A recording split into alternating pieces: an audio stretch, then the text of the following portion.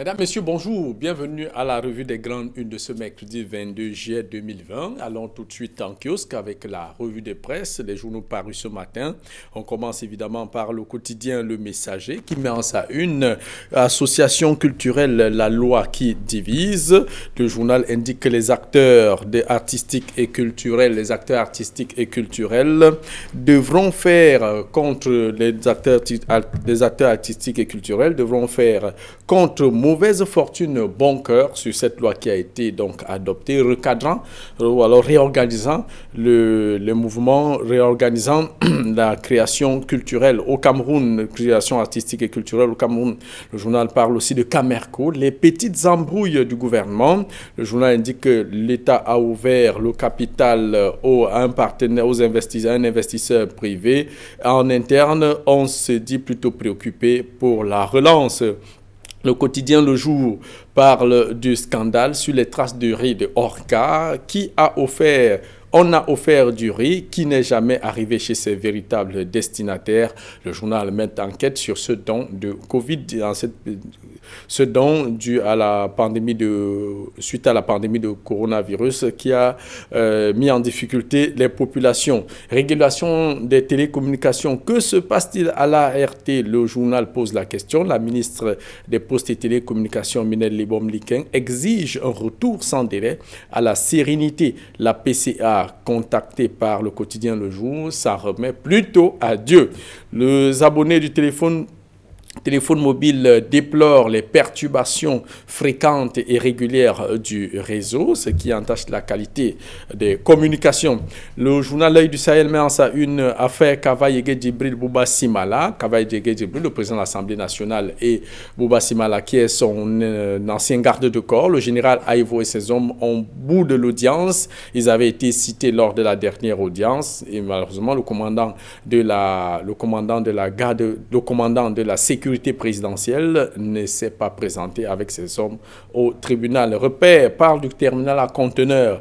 La RTC à la hauteur. L'entreprise en 6 mois fait presque 25 milliards de chiffre d'affaires, 6 milliards de redevances reversées au port autonome de Douala, 2 milliards et demi d'impôts payés à l'État et 1 milliard 600 millions de francs CFA ristournés aux opérateurs de la place portuaire, écrit le journal. Le journal parle aussi de l'accord de défense Cameroun-Guinée équatoriale. Le MINDEF signe l'accord de coopération sur la sécurité transfrontalière. Le journal Le Soir, le journal tri-hebdomadaire, part d'accords scellés sur cette coopération transfrontalière dans le cadre des accords de coopération de défense et de sécurité entre le ministre camerounais de la Défense et le ministre équato-guinéen. Puis le journal quotidien L'économie met en sa une Covid-19, un rendez-vous international pour penser la relance des économies. L'événement est en préparation et impulsé par l'Organisation des Nations Unies. Il s'agira de mieux se préparer pour ainsi effacer, si possible, l'impact de la pandémie de coronavirus qui a secoué les économies du monde. Diapason met en sa une Covid-19, Manaouda Malachi nie avoir croqué les fonds mis au banc des accusés suite aux révélations du député Jean-Michel Ninthieu. Le ministre de la Santé publique enregistre sa deuxième gifle dans sa gestion de la pandémie. Et enfin, le journal Éco-Matin met en sa une, le gouvernement approvisionnement en produits pétroliers, le gouvernement tient ses engagements. On finit donc cette revue de presse avec le quotidien Mutation qui parle d'école normale supérieure, la guerre des places, le nombre de places au concours d'entrée aux ENS de Yaoundé, Bertois, Bambili et Marois ont drastiquement été revus à la baisse. Les candidats expriment leur colère et le ministre de l'Enseignement supérieur explique, de même que le journal parle de cette affaire de mœurs, à la Fédération camerounaise de karaté et discipline affinitaire, une enquête administrative qui est donc ouverte. Le journal Émergence, conflit frontalier Cameroun-Guinée équatoriale, tout sur l'accord de défense et de sécurité entre Malabo et Yaoundé. Les deux parties se sont séparées hier après avoir pris des engagements 10 points que vous découvrirez dans les colonnes du journal Émergence. Voilà pour ce qui est donc de la revue de presse ce matin. Place à présent avec nos invités du mercredi sur ce plateau. Casimir Désiré Tagna, directeur de publication du journal Le Jeune Enquêteur, journaliste d'investigation. Bonjour et bienvenue à la revue des Grandes Unes. Effectivement, évidemment, avec l'actualité qui vous a marqué pour ces 3 jours de la semaine. Bonjour Jean-Paul, bonjour Idriss, bienvenue aux téléspectateurs à cet autre mercredi de Casimir et Idriss. Par rapport à ce qui m'a marqué, c'est cette passe d'armes entre Maurice Kamto et le professeur Jacques-Famin Ndongo, où chaque fois que le professeur Maurice Kamto éternue, c'est Jacques-Famin Ndongo qui s'enrhume. Donc, vous voyez... Vous dites concrètement, chaque fois que Kamto fait une sortie, il y a une réplique du côté du professeur Jacques-Famin Ndongo en sa qualité de secrétaire à la communication du RDPC. Mais cette fois-ci, ce qui nous a le plus marqué dans cette réplique de 6 pages du professeur Maurice Kamto, c'est ces tournures idiomatiques, ces tournures avec un peu de sentimental, avec un peu de ces mots que vous connaissez, qu'il aime bien utiliser en littérature, avec même où il se permet de corriger les petites fautes, les accents aigus qui devaient être vous voulez parler du professeur Jacques-Famin Ndongo, les minuscules qui devaient s'écrire en majuscules et autres, mais je crois que dans tous les cas, quelle que soit la manière, le bout par lequel Jacques-Famin Ndongo voudrait percevoir les sorties de Maurice Kamto, il faut dire que si ce n'était pas important, il ne devait pas réagir. Idriss, bonjour, bienvenue à la revue des Grandes Unes, évidemment avec l'actualité qui vous a marqué. Oui, bonjour Jean-Paul, bonjour à Casimir, bonjour à tous ceux qui prennent la peine tous les jours de savoir, de prendre la température, de comment se porte le pays. Et parlant de température, Jean-Paul, je pense que la pénétrante Est, vous vous souvenez, il y a quelques temps, il y a presque un an et demi déjà, lorsque le ministre des Travaux publics avait fait une descente du côté de la pénétrante Est, et demandant aux Chinois de libérer parce qu'ils n'avaient pas avancé ni l'expertise ni le matériau. Il avait même demandé aux Chinois comment il a fait pour gagner ce marché. Voilà. Donc, parce que vous savez que les marchés se font au niveau du ministère des marchés publics. Le MINMAP et le ministère des Travaux publics qui doit donner les ordres de service. Mais aujourd'hui, on va demander au ministre des Travaux publics, mais qu'est-ce qu'il en est avec ceux qui ont remplacé les Chinois? Parce qu'aux dernières nouvelles, eux-mêmes aussi sont en train de... C'est un marché, Jean-Paul, qui était parti pour une dizaine de milliards. Après, c'était une trentaine de milliards. Après, aujourd'hui, une quarantaine de milliards qui s'avèrent être insuffisants. Et on est en train de demander une rallonge. Un autre avenant qui devrait venir.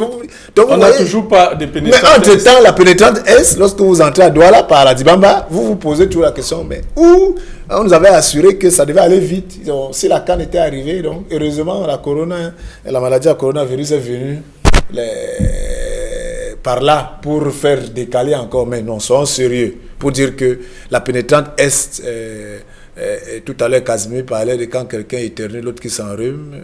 Nous, les utilisateurs, nous, les habitants, les riverains, les populations de Douala, on souffre à cause de cette pénétrante Est. Mais il faut déjà dire bravo à toutes les autres déviations qui ont été faites et livrées, même comme on commence à voir certaines tâches sur ces chaussées.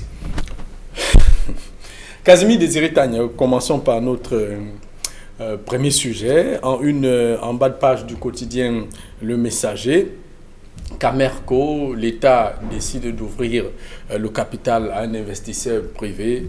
Pourquoi avoir attendu si longtemps? On a attendu si longtemps, mais jusque-là, ce n'est même pas encore effectif. Cette ouverture du capital au privé, on a tantôt parlé... Est-ce que l'État est essoufflé?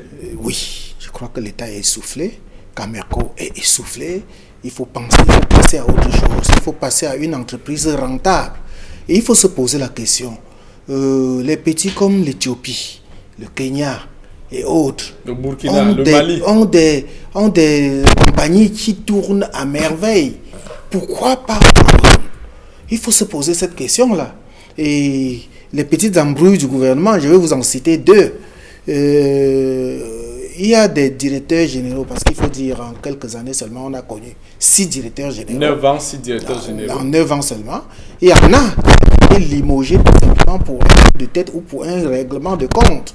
Je veux invoquer là le cas de Jean-Paul Nana Sanjo, qui avait pourtant trouvé l'expertise américaine, qui avait trouvé le plan de redressement avec Boeing. Et c'est même ce plan qu'on veut implémenter aujourd'hui. Pourquoi l'avoir donc fait partir si ce n'était un coup de tête ou si ce n'était un règlement de compte? Peut-être le contrôle aussi des intérêts. Oui, mais toujours, quand on parle de règlement de compte, ça veut dire qu'il y a des intérêts tassés derrière. Ça, il faut le comprendre. Et d'autres petits embrouilles du gouvernement, il y a un PCA. Vous êtes chargé de superviser l'entreprise, vous êtes PCA, et après on vous nomme DG. Ça, on est dans quel pays finalement? Et qu'est-ce qu'il est en train de faire? C'est sous ce DG-là qu'on assiste à 371 personnels qui sont mis en chômage. Est-ce qu'il n'a pas arrêté d'un cadeau? Parce que le ratio entre le nombre d'avions et le nombre d'employés ne correspond pas. Chaque directeur général qui est arrivé a recruté à l'appel ses agents et voilà le pire qui est arrivé. Et je vais vous rappeler que la Camerco aujourd'hui qui se retrouve avec environ 3 avions, dont 2 MA60, c'est absolument inconcevable. Et je vais toujours vous rappeler que sous Yves Michel Photo, la Camerco était déjà à 9 avions. C'est la Camerco qui transportait les pèlerins à la Mecque. Où sont passés les 9 avions? Oui, je vais vous dire. C'est la Camerco qui transportait, et j'ai couvert, le jeune enquêteur a couvert, le transport des casques bleus de l'ONU, des États-Unis jusqu'en Asie et autres, sous Yves Michel Photo. Où sont passés les 9 avions, comme vous êtes en train de le dire? C'est passé dans le... Justement, vous savez que quand Jupiter veut vous perdre, il vous rend fou. Quand on veut noyer son chien, on l'accuse de rage. Tout simplement. On a accusé Yves Michel Photo de tous les noms d'oiseaux, de tout ce qu'il a entrepris à la Camer est tombé en désuétude. Tout ce qu'il a entrepris, tout ce qu'il a fait, personne n'a plus suivi et Camer est devenu Camerco sans que rien ne change. Il faudrait donc passer à autre chose. S'il va falloir privatiser, il faut le faire de manière concrète, céder le capital, la plus grande partie du capital au privé et donner une autre implémentation à cette entreprise-là, ou alors créer carrément une nouvelle entreprise. Recréer. Ouais, bien sûr. Idriss, sur Camerco, 9 ans d'existence, le plomb est toujours dans l'aile. Est-ce que finalement l'entreprise n'avait pas été créée avec le plomb dans l'aile? Favoritisme, des recrutements avec parfois des gens qui n'ont pas de diplôme, qui déclarent des diplômes qu'ils n'ont pas au moment de la vérification. Est-ce que finalement on n'a pas pris les mêmes tares qu'on connaît dans la gestion, la gouvernance de nos entreprises pour relancer Camerco et croire que la mayonnaise allait prendre, tout en oubliant qu'on est dans un secteur fortement concurrentiel qui exige beaucoup de netteté et d'exactitude? Oui, il faut dire que Jean-Paul, c'est ça justement. La réalité, nous sommes dans un système où lorsque vous trouvez les intérêts de ceux-là qui sont autour des chefs de l'État et qui proposent des nominations ou bien des pistes qui doivent amener le Cameroun vers l'émergence, entre guillemets, c'est le copinage, c'est le cercle de pouvoir, c'est la corruption avec tout ce que cela comporte. Et vous l'avez très bien énoncé dans votre état des lieux, Camerco est né pas pour que les Camerounais aient une compagnie digne de ce nom, tel que...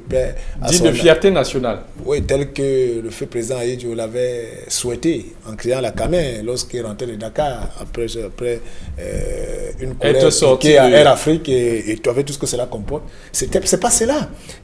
Il y avait des enjeux essentiellement, comme on dit au quartier Gomboutique, derrière. Et ce n'est pas l'intérêt des gens qui... Vous voyez, au Cameroun, nous sommes un pays formidable, Jean-Paul. Lorsque... pour nos intérêts, ou bien pour casser un partenaire avec qui nous avons mal dealé, on va vous mettre en avant que non, on ne peut plus donner les actions au privé, on ne peut pas privatiser, il faut que le Cameroun reprenne. Maintenant, lorsque on constate qu'on a créé un Camer qui était parapublic, qui n'arrive pas à avancer, maintenant, on nous dit qu'il va falloir donner... avec un gros slogan, hein, l'étoile du Cameroun. Donc maintenant on nous dit qu'il faut, voilà, mais je vous assure, moi je suis désolé Jean-Paul, en ce moment, c'est un projet, s'il faut privatiser la Camerco, qui ne sera pas utile. Parce que le transport aérien est dans les problèmes depuis l'avènement de la Covid-19. Ce qui veut dire que partout on voit comment les grandes compagnies, les Lufthansa, les Air France, KLM et tout ça, qui sont en train, les Boeing, tout le monde est en train de dégraisser. Tout le monde est dans le plan de redressement pour dire parce que le monde n'est plus, les transports, il faut repenser les transports. Et ça ne va plus se faire comme avant février. Tout le monde est dans le développement, la nouvelle perception avec tout ce que cela comporte, avec les effets négatifs dans les chiffres d'affaires, avec tout ce que cela comporte. C'est-à-dire que nous sommes dans l'urgence économique pour sauver ces compagnies aériennes. C'est là où chez nous, on a déjà une compagnie qui est morte, mais on nous dit qu'on va... Moi, c'est triste, mais c'est amusant. En fait, la mafia veut se cacher aujourd'hui en trouvant un pis-aller, avec une porte de sortie en disant qu'il faut... Mais cela crève les yeux. Ceux qui ont créé la Camerco étaient là avec d'autres intérêts qui étaient des intérêts essentiellement pécuniaires. Mais eux, ils ont eu beaucoup d'argent. Regardez le nombre de milliards que l'État a injecté dans cette entreprise et qui a fait de telle sorte que cette entreprise ne marche pas. Et jusque-là, la compagnie est endettée. Et cet argent n'a jamais servi pour ce à quoi il devait servir. Donc, les uns et les autres ont réussi, Jean-Paul, à se faire les poches. Et eux, ils peuvent maintenant, on peut mettre la queue sur le paillasson. Ils auront eu leur argent. Et en train de guetter en attendant qu'une autre opportunité se présente. Tout à fait. Il faut dire exactement de quoi souffre la Camer. Les mots de la Camer ne sont pas nombreux. Camerco ne sont pas très nombreux. C'est environ 2 ou 3 mots. Allez-y. D'abord, la dette surdimensionnée. Et c'est l'État qui détient la plus grosse dette auprès de la Camerco. À côté, la Camerco n'a pas de flotte, n'a pas d'avion. Vous ne pouvez pas dire que vous allez faire dans le transport alors que vous n'avez pas de véhicule. Qu'est-ce que vous allez faire? Ça veut dire que vous allez au champ alors que vous n'avez pas de d'abord, vous n'avez pas de roue. On n'en a pas. On les a vendus. On n'en a pas. Il y en a qui sont tombés en panne. Il y en a qui ont été repris parce que c'était en leasing. Il y en a dont les moteurs ont été enlevés parce que c'était des moteurs loués. Donc, finalement, on se retrouve pratiquement avec les MA60 qui pratiquement aujourd'hui ne roulent même presque plus. Parce que, rappelez-vous, nous avions eu 3 MA60. Nous en avions acheté 2. La Chine, très contente parce que vous avez fait de belles affaires, vous en a offert un MA60. Et le MA60, le troisième, est desservi par l'armée. Les deux autres surfacturés. Bien sûr, c'est parce que c'était tellement surfacturé que la Chine vous en a octroyé. C'est-à-dire que vous venez au marché, vous achetez 2 kilos de viande, le boucher est tellement content qu'il vous donne un 3e kilo. Il faut comprendre bien ça. Sachez qu'il y a quelque chose qui ne va pas. Donc voilà en gros les problèmes de la Camerco. Il faudrait donc d'abord résoudre cela. Et s'il faut ouvrir le capital, il faut jouer franc jeu. Il faut ouvrir le capital de manière correcte, franche et ne pas plus jouer. Si ce n'est pas franc, je ne vois pas un investisseur. Oui, ne plus jouer à ce jeu du chat et à la souris parce que l'État donne la Camerco et ne paye plus tes dettes ou alors ne subventionne pas au moment opportun.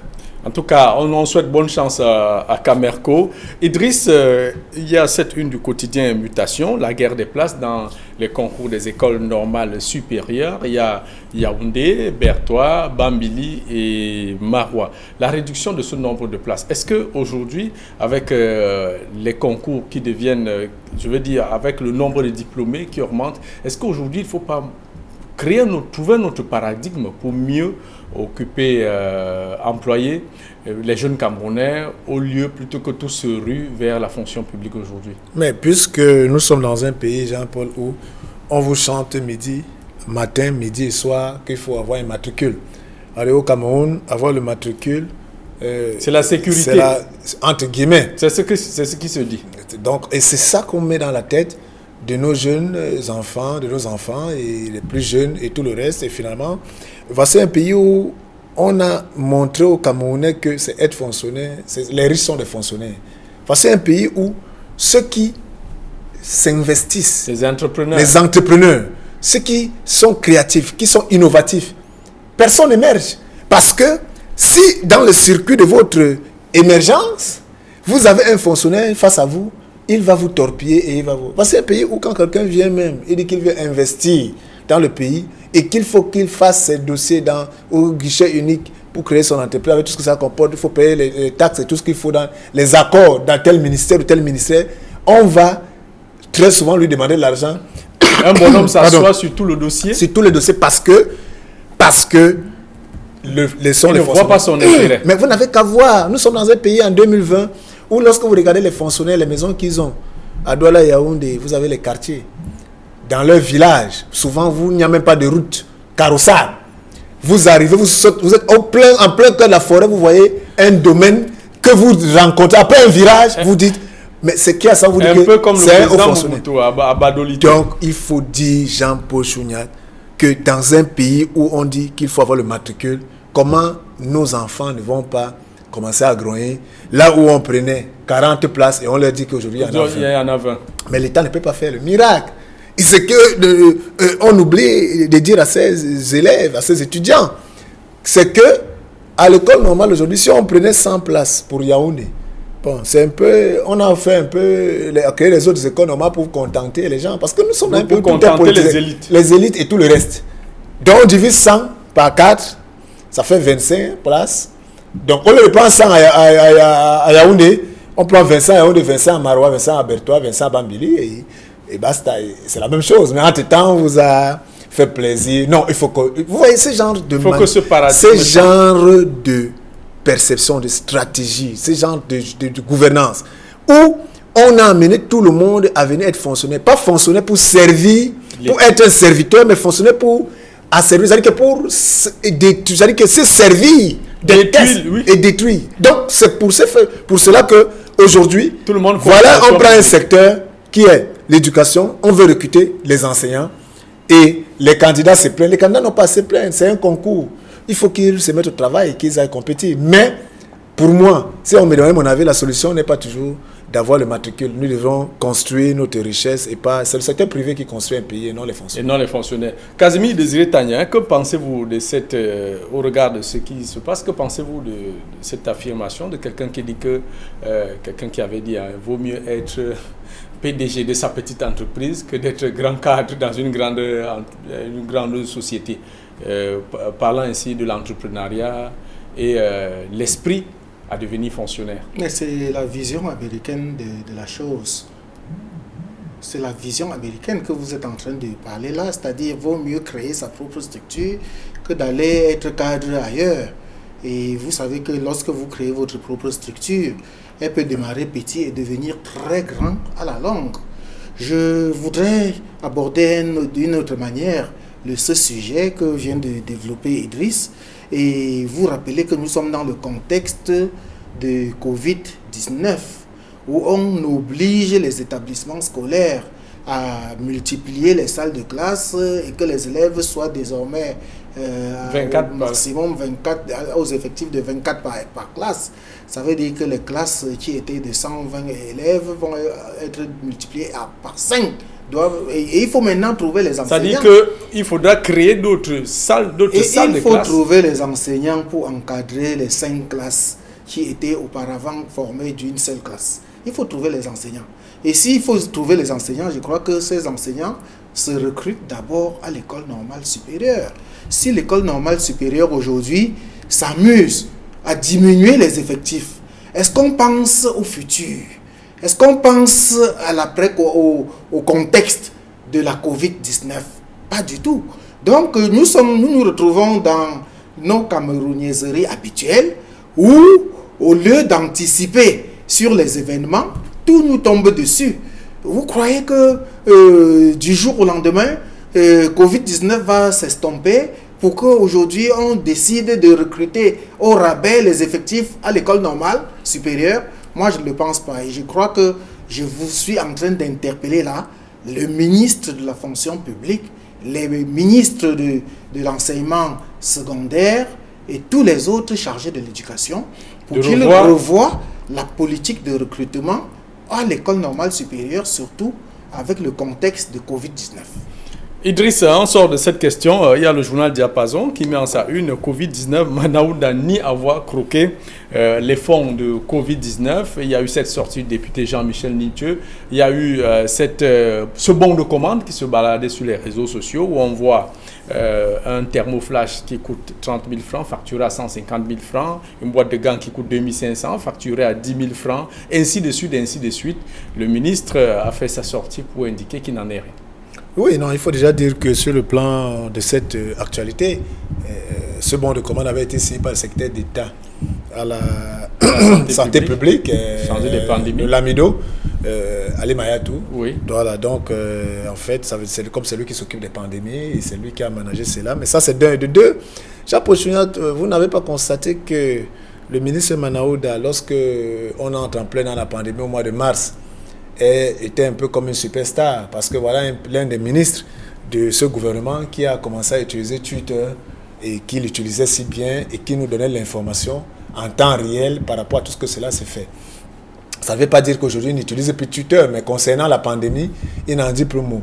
Alors tel qu'on a vu ces ministres prendre l'initiative et d'informer, de pousser les uns les autres à respecter les gestes barrières, de rappeler les questions essentielles, de donner la juste information, puisque là c'était la bonne source d'information. Vous voyez, aujourd'hui, la pandémie est gérée à la primature, au niveau du Premier ministère. Vous vous souvenez que chaque jeudi, chaque semaine, je crois que jeudi ou vendredi, le Premier ministre fait toujours le point sur la situation avec tout ce que ça a. Donc, c'est pour dire que le ministre n'est plus en avant, en front office. Il est un acteur, il est un maillon essentiel, mais tout ce qui se fait au ministère de la Santé doit passer désormais par la primature, puisque en fait la gestion de la Covid n'est pas une affaire seulement du ministère de la Santé, c'est une affaire transversale de plusieurs ministères. Donc maintenant, par rapport à la mercuriale, à la proforma, avec les éléments que vous relevez, c'est de bonne guerre. Bon, des gens, chacun joue son rôle.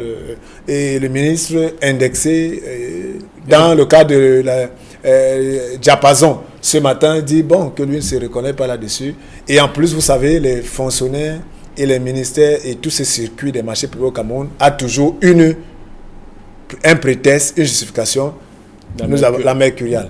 Puisque la mercuriale n'est pas faite à leur niveau, elle est faite au niveau du ministère des Finances, avec tout ce que cela comporte. Donc, la mercuriale est là, on respecte la mercuriale. Donc, il n'est pas question... Mais maintenant, nous avons déjà dit ici, et on l'a traité dans les journaux pour dire que cette mercuriale ne peut être que cela parce que ça alimente tout le circuit et il y a des gens qui sont tapés dans l'homme, qui se nourrissent justement derrière cette mercuriale. Maintenant, le plus important, Jean-Paul Chouniat, c'est de savoir est-ce que la prise en charge elle est bien faite, est-ce que nous respectons les gestes barrières, est-ce que tout ce qui est pris comme mesure, comme le port du masque dans le milieu public est fait. On constate que les policiers qui, dès le départ, étaient très attentifs et même qui, comme on disait, qu'il faut payer 2000, interpellaient et abusaient, parce que là où il faut toujours de l'argent, ils sont toujours présents. Dès qu'on a menacé, mais pourquoi ils ont aussi les abandonnés? Donc ça, on constate qu'il y a un relâchement de cela, au lieu d'accentuer le respect des gestes barrières. Moi, je pense que l'enjeu, c'est là.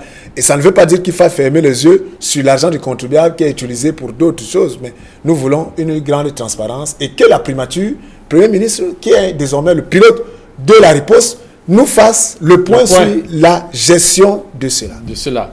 Casimir Désiré Tagné, c'est vrai que le temps nous tient à la gorge, sauf si vous voulez vous prononcer sur cette actualité. Je crois, juste en une minute, je voudrais dire que ce journal Diapason, qui titre ainsi, croit faire du bien au ministre. Pourtant, ils ne lui font pas du bien. Tout au contraire, ils l'enfoncent davantage parce qu'ils sont en train de démontrer que tout le monde dit que tu as dû voler et tu dis que tu n'as pas volé.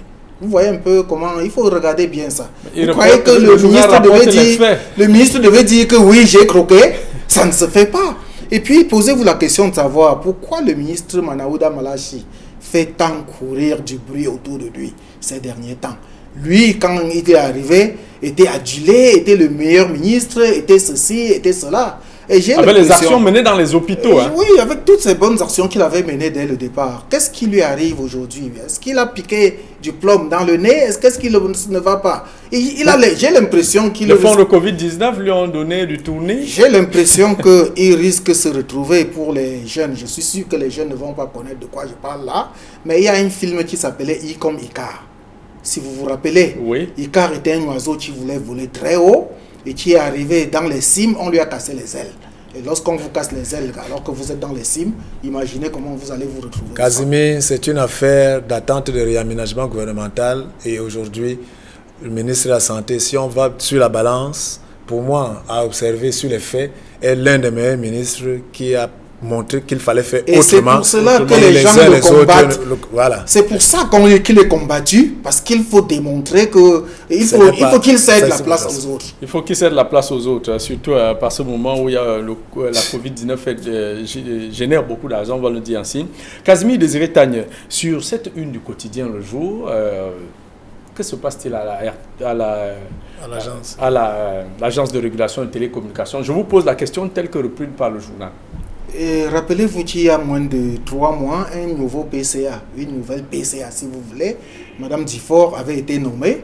Et immédiatement après sa nomination, les frasques ont commencé à défiler. Le marchandage des recrutements est là et c'est elle qui est au cœur des événements, c'est elle qui est au cœur de tout.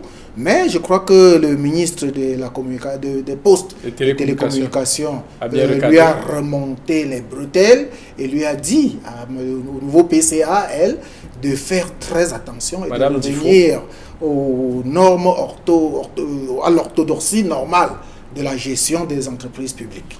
Idriss a dit s'en remettre à Dieu, c'est ce qu'elle a confié au reporter. Oui, en se remettant à Dieu, justement, qu'elle fasse à ce qu'on ait peu de perturbations dans nos appels téléphoniques, parce que l'ART, c'est le régulateur. On attend qu'ils nous disent pourquoi nous n'avons pas de bons appels, on n'arrive pas à appeler, on n'arrive pas à recevoir, on a des perturbations. Voilà le rôle de l'ART, et non, son rôle n'est pas d'être à la une des journaux pour qu'on nous parle de telle ou telle chose, des affaires de recrutement. Vraiment, où est passée la régulation des télécoms? Où est passée la régulation? Cher monsieur, la régie nous indique que nous sommes arrivés au terme de cette édition. Il y a encore Casimir Désiré Tagne. Oui, il y avait le riz de Orca. Où est passé le riz de Orca? Oui, justement, le riz, j'espère que ce riz n'est pas resté dans 2 avions, comme l'agent des Lions Indomptables en son temps.